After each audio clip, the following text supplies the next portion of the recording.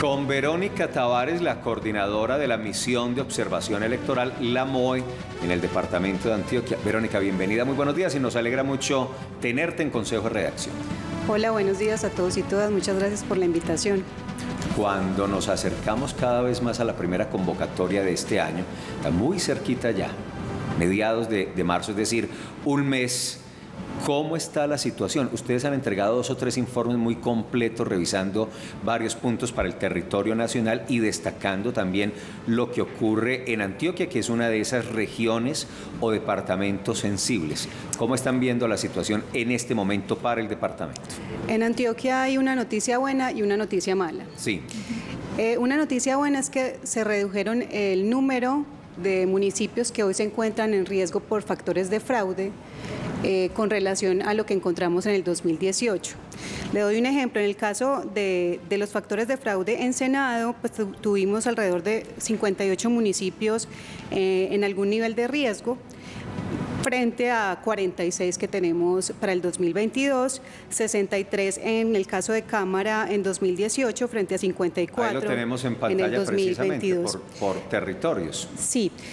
La mala noticia es que no es el caso de los factores de violencia. Pasamos de tener 46 municipios en riesgo en el 2018 a 50.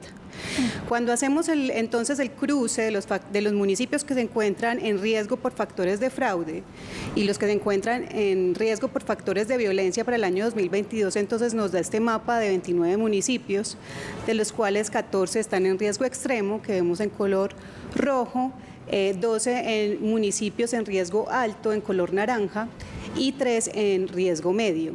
Y podemos ver entonces cómo se concentran los riesgos específicamente en el Bajo Cauca, parte del nordeste y norte de Antioquia, algunos municipios de apartado, en algunos municipios de Urabá, y vemos cómo se empieza a pintar un poco los riesgos en el caso del occidente y la frontera con el Chocó. Verónica, pero cuando ustedes hablan de riesgo, ¿cuáles son los ítems que los llevan a decir estos territorios, estos municipios están en riesgo de fraude? Para el caso de fraude, nosotros hacemos un análisis estadístico con respecto a las demás elecciones. ¿Qué variación ha habido en cada una en algunas variables del comportamiento electoral en esos municipios? Es decir, si ha variado el nivel de participación, ¿están participando más que antes o mucho menos que antes? ¿Qué tan variado es eso? El caso de votos nulos, por ejemplo, ¿está llevando algo a que se anule el voto? ¿Alguien está anulando el voto? Y el caso de los tarjetones no marcados. También hacemos un análisis en ese caso de qué tanta competencia hay en los municipios, si es que algunos partidos o candidatos ganan muy por encima del promedio nacional o si de verdad hay una competencia electoral allí. Cuando analizamos, por ejemplo, los factores de violencia, pues ahí ya estamos analizando unas variables activas que tienen que ver con la presencia de grupos armados ilegales, las acciones de esos grupos armados, el desplazamiento forzado, afectaciones a la libertad de prensa y, por ejemplo, pues toda la afectación que ha tenido los liderazgos sociales, políticos y comunales en los municipios.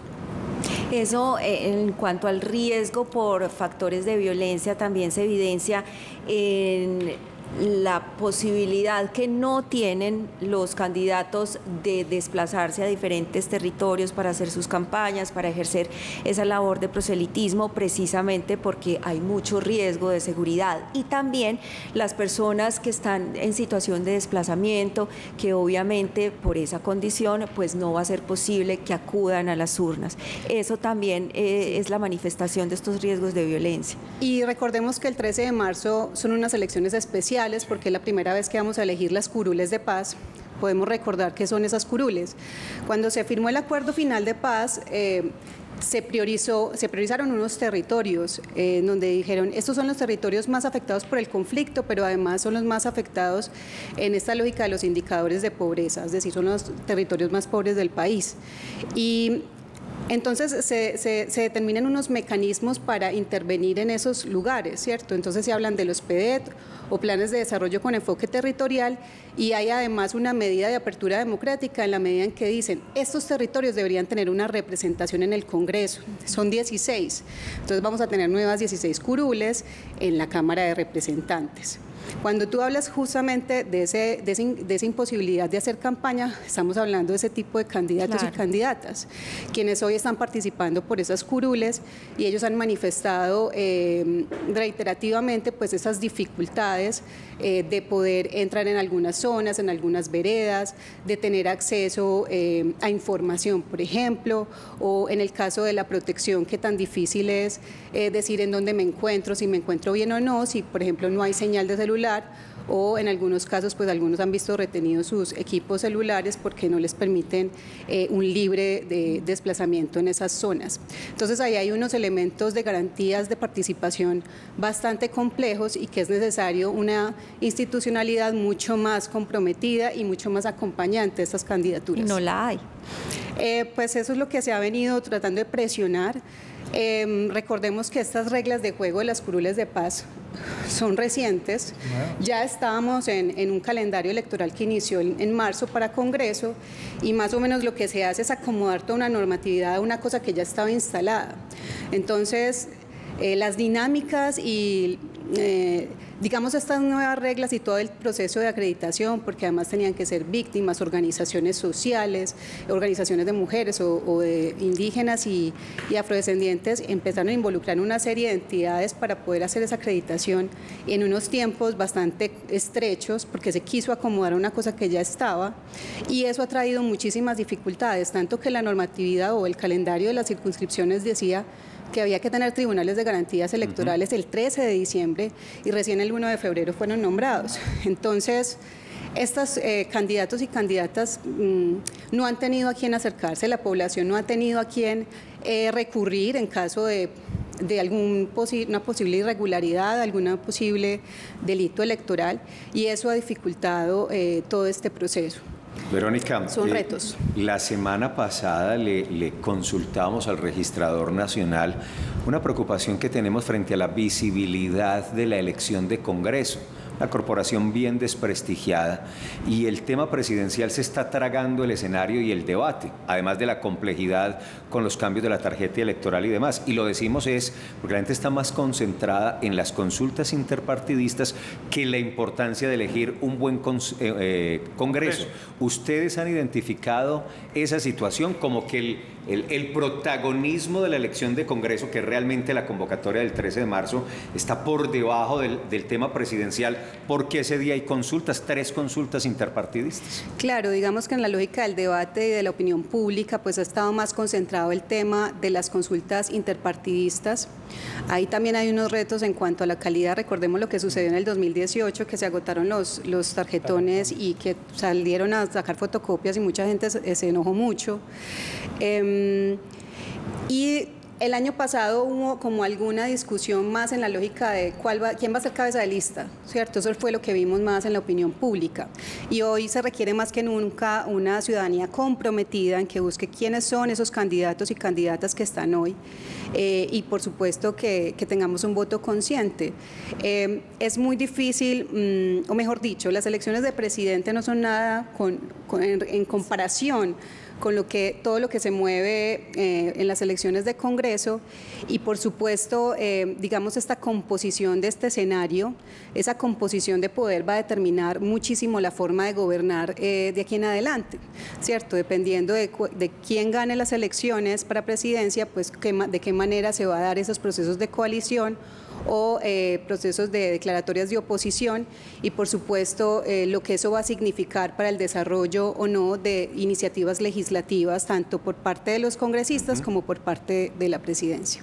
Directora, ¿incluyen ustedes en el informe los municipios que tienen riesgos asociados a la violación de la libertad de prensa? En el Consolidado Nacional encontramos que son 72 municipios. Yo quisiera saber el panorama en Antioquia, sobre todo porque lo que hablábamos ahorita de las curules de paz, pues los medios comunitarios van a jugar un papel muy importante a la hora de enseñarle a la gente a votar, de hacer pedagogía, pero en muchos casos pues se limita esa participación de los medios, no solo desde organismos que no estén interesados en que la gente sepa cómo votar, sino desde el mismo Estado. Muchas veces notamos desconocimiento de la norma a la hora de permitirnos a los medios de comunicación ingresar a realizar un cubrimiento. Sí, claro, y hoy juegan un papel fundamental. Justamente cuando hablábamos de esta dinámica de lo que sucede, por ejemplo, en las circunscripciones de paz, pues veíamos que a los mismos candidatos les tocaba hacer pedagogía. Entonces, hoy unos medios de comunicación que tengan todas las, digamos, protección y todo el respaldo que se necesita para desarrollar ese cubrimiento, para decir quiénes son, justamente para el reconocimiento de esas candidaturas, pues hoy es fundamental y muy necesario, ¿cierto? Sobre todo para estas poblaciones que tal vez algunos medios de comunicación o no llegan, en la que la radio es fundamental, inclusive pues algunos medios de comunicación alternativo que usan WhatsApp o las redes sociales, pues hoy se vuelven fundamentales. Verónica, ustedes en la MOE han denunciado que aún hoy y que para esas elecciones van a haber compra de votos, candidatos inhabilitados por nexos con el narco o candidatos que vienen a heredar la curul de esposas, novias o amigos de condenados.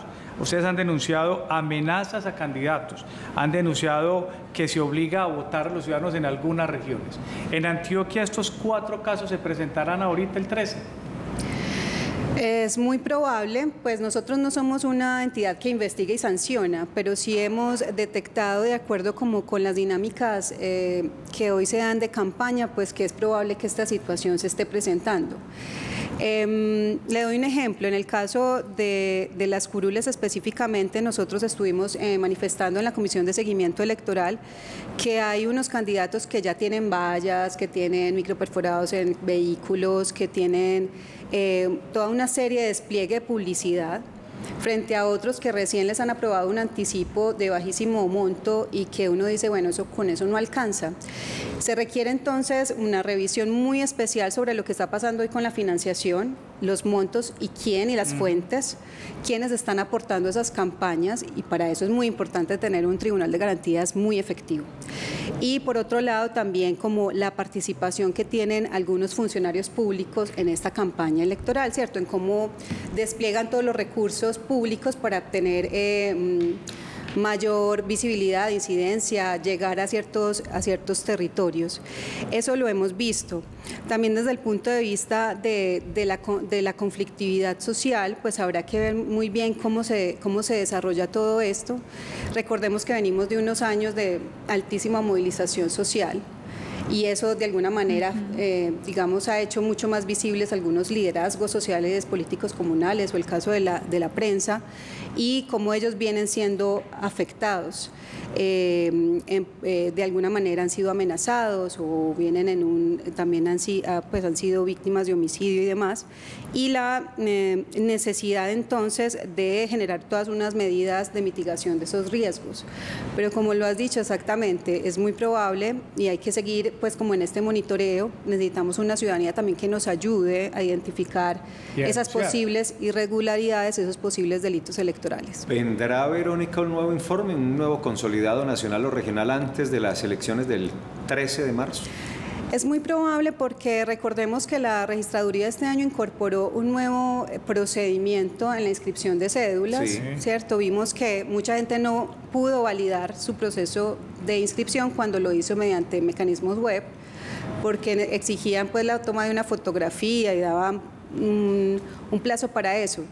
A nosotros nos han dicho que a partir de hoy vamos a tener un censo electoral consolidado, entonces seguramente estaremos mirando cómo fue ese nivel de inscripción de cédulas, que por nosotros es un primer indicador de lo que está sucediendo, de cuál es la dinámica que se está viendo en los municipios.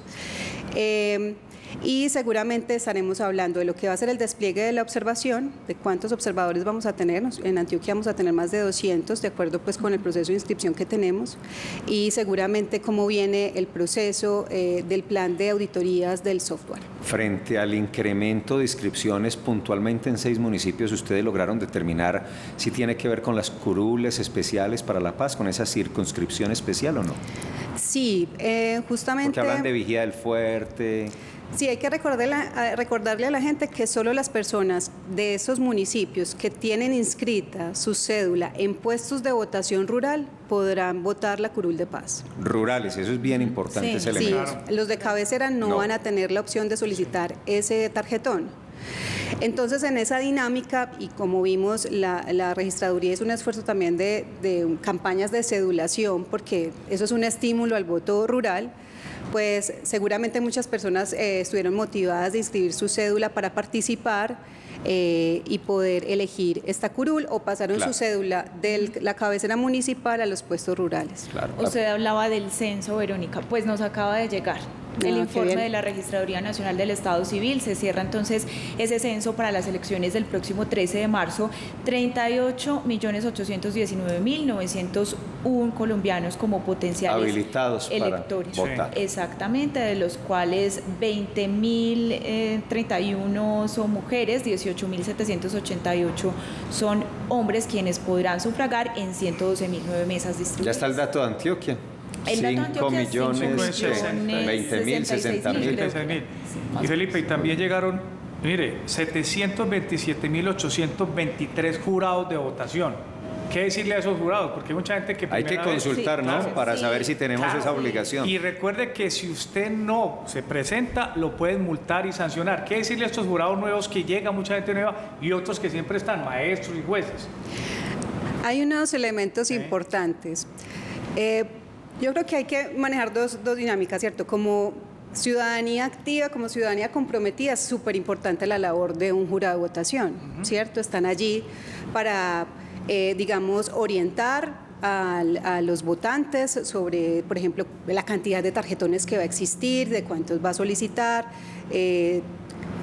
y la necesidad de tener una formación a conciencia bien importante, porque nos hemos visto, por ejemplo, en el caso ya de escrutinio o el conteo de mesa, las dificultades que pueden tener algunos de estos jurados al momento de saber o decidir si un voto es nulo, por ejemplo.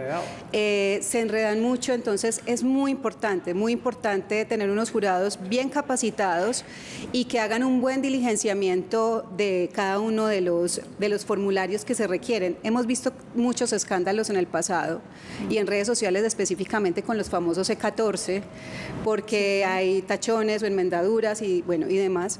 Entonces sí que se necesitan unos jurados capacitados y comprometidos en hacer muy bien esa labor, y por supuesto unos votantes que también hagan lo mismo, que averigüen antes del 13 de marzo dónde tengo que votar, quiénes son los candidatos, si esa lista es preferente o no, es decir, si yo de ese candidato por el que quiero votar va a tener un número o no, entonces para saber si lo tengo que marcar en ese tarjetón.